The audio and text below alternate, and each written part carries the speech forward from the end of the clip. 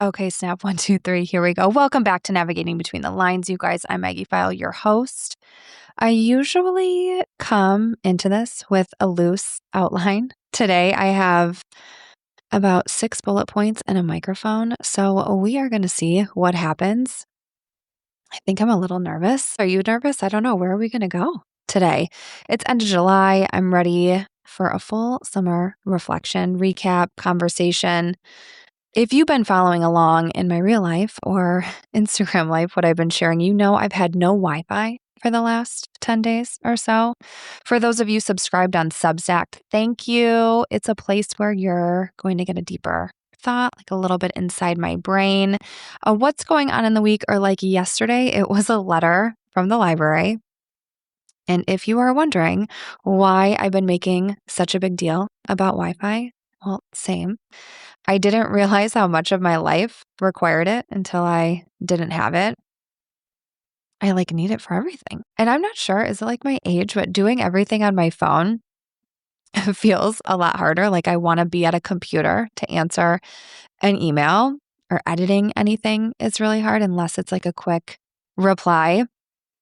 I think I was also surprised at how many emails I had coming in that I had to address that needed to be addressed. And then, hello, the biggest thing I have going on is this podcast. I don't know if I've ever said this to you guys, but I actually work a lot of hours on this, usually at night, like when the kids go to bed. And these summer hours are killing me because there are 0 admin days. I am the full-time mom this summer. And while my kids' ages are, quote, easier, they still need to be busy during the day. I think one of the biggest reoccurring conversations that I'm having right now is that everybody is running around from A to B to C. All summer, it's to and from to camp drop-offs and being in the car. It is really a full-time job. I full respect on that. I think we can all have an honest moment about it. When did summer stop feeling like summer? When the kids are little, it's like Groundhog's Day a little bit, but the schedule. You're going to the zoo. It's lunchtime. They take a nap, repeat. Now that they're older, and I know I'm not the only one that feels this way, but it's a little bit harder. I've got William here with me today at the library, and I brought his scooter so he could buzz down, maybe get a smoothie or something while I'm recording. I was like, grab your scooter, grab your helmet.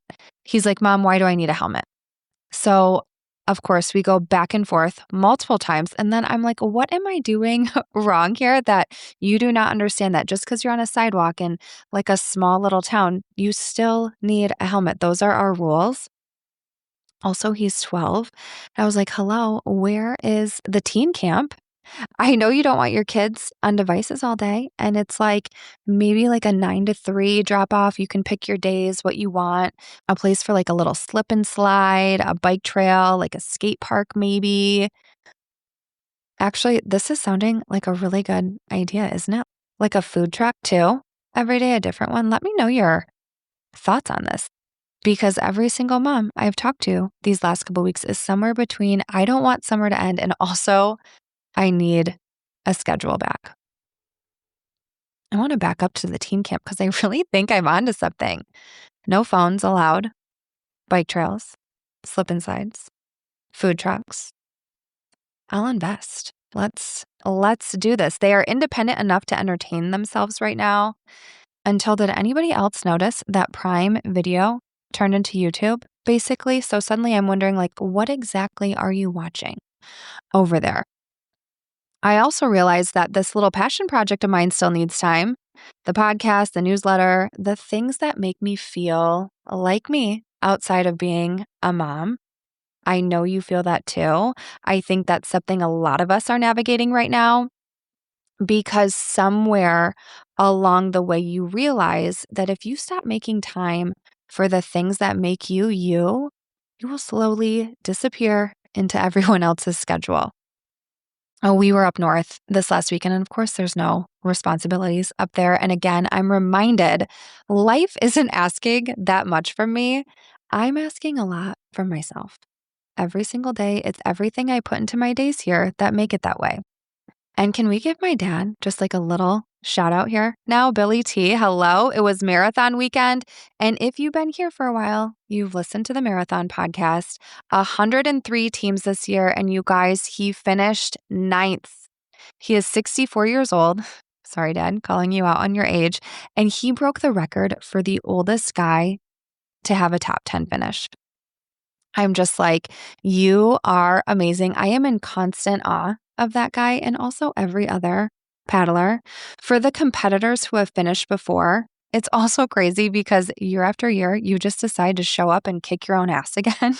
From someone who's finished it twice in the back of the pack, I could barely walk the day after, and I still have a scar. I'm going to be honest with you guys. I still have a scar on the top of my booty where my skin was rubbed raw from that canoe race. This happens and you guys go, oh yeah, can't wait to do it again next year. I just think you're really inspirational, all of you, anybody who does something like that. Watching that race every year reminds me that consistency is a really boring word. Nobody gets excited about consistency, but I'm using it in my daily language right now. So I'm annoyed by myself, but we get really excited about results. But results are just consistency that finally became visible. I should have better looked at the stats from the race, but I think there were 42 first-time finishers this year. And finishing that marathon is a huge accomplishment. And we look at the winners and the top teams with amazement. And I think we forget what got them there. Always, it's the year-long training and the times they didn't want to get up and go, but did. That's where marathons are won and finished. And this theme is in every single avenue of our life. The local radio station gives updates along the way during the race. And this year I caught it when they were like, we are going in the back of the race. And they talked about all the teams placed 94th or something like that and up. And I was like, hell yeah, let me turn this up. Good, because they deserve airtime too. We spend so much time celebrating first place or the winners in every sport and anything. And I want more stories about the people who simply refused to quit. It's definitely a perspective shift of, oh, that team placed 95th or whatever, or that team fucking finished a 120-mile race and it took them 18 hours and some minutes. They didn't quit, they didn't compare themselves, and they kept going. I just think what an analogy for life. In the days that we feel like nothing is getting done, we are staying consistent to the path that we are on. Maybe today you just kept everyone alive. I don't know, but you kept showing up. That's all life really is. Showing up every day, and those days compile and you win. You will win every time with consistency. I asked you guys for some questions on Instagram, navigating between the lines. I needed help with this episode, so thank you. I got a few. Let's go through those. Number 1, summer ending, school already around the corner. Where does the time go? Okay, well, I definitely spent the first part of this episode talking about how the time goes from running kids back and forth in the car and all that every day. But I actually don't feel like summer is almost over. I know. School starts in 4 weeks, but 4 weeks. We have 4 weeks of summer left. And do you ever think about what seasons we create because of our memories? The canoe marathon is always the last full weekend in July. It's my birthday, the beginning of August. And I think for me, I always feel like right now, summer is just getting started. Like the real summer, the summer where everyone is sleeping and every day there's no camps to get to, slower mornings. We have not been to the zoo yet, and I really need to go. The summer bucket list that needs to be completed. August is perfect for that. And then September and October are some of my favorite months of the year. So I think we can say we only have 4 weeks left. I don't want it to end. Or we can say we have 4 weeks left, 1/12 of the year. What are you going to do with it?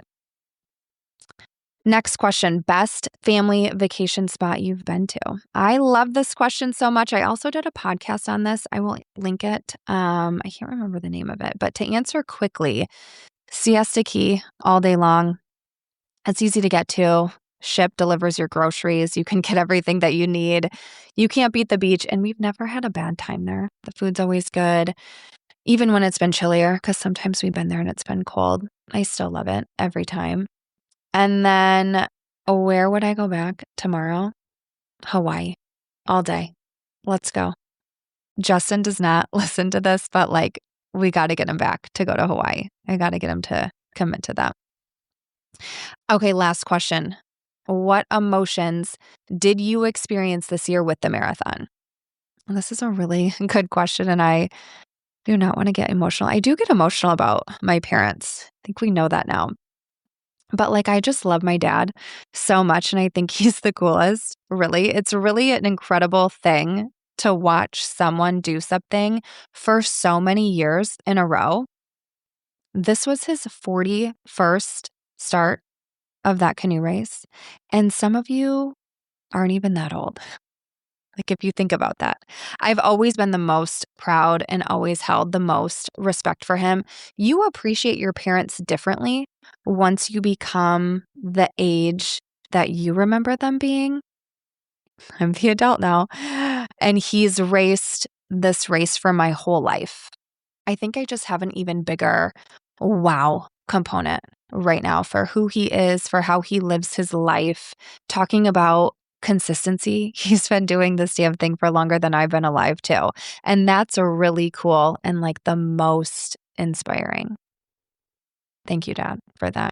Legend. Legend.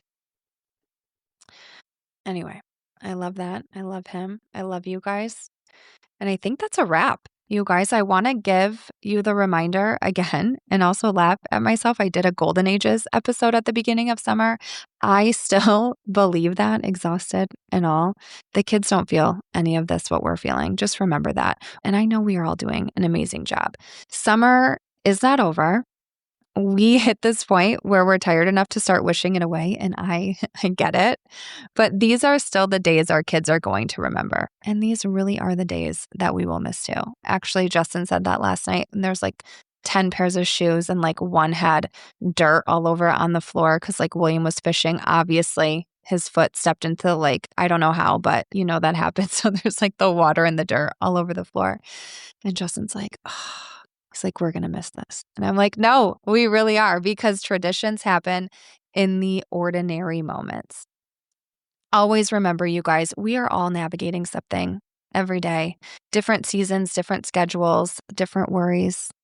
But I think it helps knowing that we're not doing it alone. So here's to finishing the summer without rushing through it. And until next time, subscribe, share it. You know the drill. Okay, bye.